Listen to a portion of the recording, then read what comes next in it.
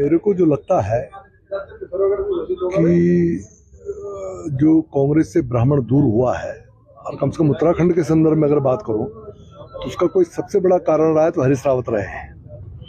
क्योंकि जब पहला मुख्यमंत्री उत्तराखंड को कांग्रेस ने ब्राह्मण दिया था नरेंद्र दत्त तिवारी जी को 5 साल तक हरीश रावत जी ने चैन से रहने नहीं दिया, और उनको अपने 5 साल पूरे करने के लिए 150 लाल बत्तियां बांटनी पड़ी, विवेकाधीन कोष बांटना पड़ा, जमीनें कौड़ी के भाव 1-1 रुपये पर जमीनें लीज की गई। ये सब नरेंद्र दत्त तिवारी जी को करना पड़ा, और ये इसलिए करना पड़ा कि उनको 5 साल पूरे करने थे। ये सब किसकी वजह से हुआ? और मैंने विधानसभा में भी विषय उठाया था कि अगर ये प्रदेश डिरेल हुआ है तो ये नरेंद्र दत्त तिवारी जी के कार्यकाल से हुआ है, कांग्रेस के कार्यकाल से हुआ है, और नरेंद्र दत्त तिवारी जी को सीट बचाने के लिए सब करना पड़ा। ये सब करवाने वाले थे हरीश रावत, उनके कारण ही ये दिक्कतें आ रही थी। दूसरा मुख्यमंत्री इस प्रदेश को कांग्रेस ने ब्राह्मण दिया था विजय बहुगुणा जी को, तो परिस्थितियां ये बन गई कि विजय बहुगुणा जी को कांग्रेस छोड़नी पड़ गई। पद तो छोड़ा ही छोड़ा, कांग्रेस छोड़नी पड़ी। उसका कारण कौन था? हरीश रावत। तो मुख्य तौर पर अगर कांग्रेस से ब्राह्मणों ने दूरी बनाई है तो उसके सबसे बड़ा कारण था कि हरीश रावत जी से ब्राह्मण वहां प्रताड़ित हुए, और उसके बाद उन्होंने वहां से दूरी बनाई। और आज जो बात कहते हैं तो लगता है उनको एहसास हो रहा है कि हरीश रावत जी ने बड़ी जास्तियाँ की हैं उत्तराखंड के साथ में, और उसके कारण आज कांग्रेस की दुर्गत हुई है। और कांग्रेस भी ये समझ रही है, ऐसा मुझे लगता है। इस बार उन्होंने देखे जो उन्होंने नई व्यवस्था बनाई है उसमें हरीश रावत जी को पूरी तरह से दरकिनार कर दिया है, और कांग्रेस ने हरीश रावत जी को घर बिठाने की तैयारी कर दी है। और मैं इसको शुभ इसलिए मानता हूँ कि उत्तराखंड की राजनीति से हरीश रावत जी का जाना उत्तराखंड की बेहतरी के लिए बहुत अच्छा है। ये बात सही है कि अगली बार फिर कांग्रेस विपक्ष में बैठने वाली है, लेकिन एक अच्छा विपक्ष होगा, सकारात्मक विपक्ष होगा, और प्रदेश सही दिशा में चल पाएगा। वो हमारी मदद कर पाएंगे प्रदेश को सही दिशा में ले जाने के लिए। तो हरीश रावत का कांग्रेस से विरत होना, ये मैं समझता हूँ उत्तराखंड के पक्ष में है।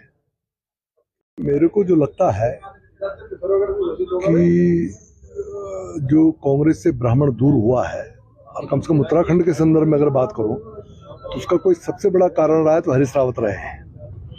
क्योंकि जब पहला मुख्यमंत्री उत्तराखंड को कांग्रेस ने ब्राह्मण दिया था नरेंद्र दत्त तिवारी जी को 5 साल तक हरीश रावत जी ने चैन से रहने नहीं दिया, और उनको अपने 5 साल पूरे करने के लिए 150 लाल बत्तियां बांटनी पड़ी, विवेकाधीन कोष बांटना पड़ा, जमीनें कौड़ी के भाव 1-1 रुपये पर जमीनें लीज की गई।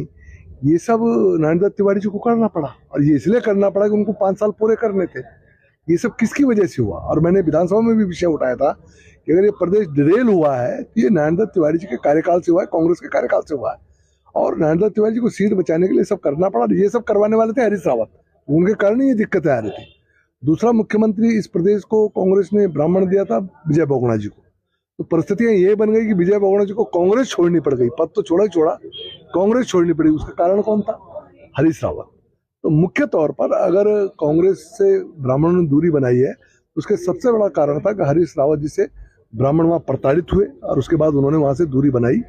और आज जो बात कहते हैं तो लगता है उनको एहसास हो रहा है कि हरीश रावत जी ने बड़ी जास्तियाँ की हैं उत्तराखंड के साथ में, और उसके कारण आज कांग्रेस की दुर्गत हुई है। और कांग्रेस भी ये समझ रही है, ऐसा मुझे लगता है। इस बार उन्होंने देखे जो उन्होंने नई व्यवस्था बनाई है उसमें हरीश रावत जी को पूरी तरह से दरकिनार कर दिया है, और कांग्रेस ने हरीश रावत जी को घर बिठाने की तैयारी कर दी है। और मैं इसको शुभ इसलिए मानता हूँ कि उत्तराखंड की राजनीति से हरीश रावत जी का जाना उत्तराखंड की बेहतरी के लिए बहुत अच्छा है। ये बात सही है कि अगली बार फिर कांग्रेस विपक्ष में बैठने वाली है, लेकिन एक अच्छा विपक्ष होगा, सकारात्मक विपक्ष होगा, और प्रदेश सही दिशा में चल पाएगा। वो हमारी मदद कर पाएंगे प्रदेश को सही दिशा में ले जाने के लिए। तो हरीश रावत का कांग्रेस से विरत होना, ये मैं समझता हूँ उत्तराखंड के पक्ष में है।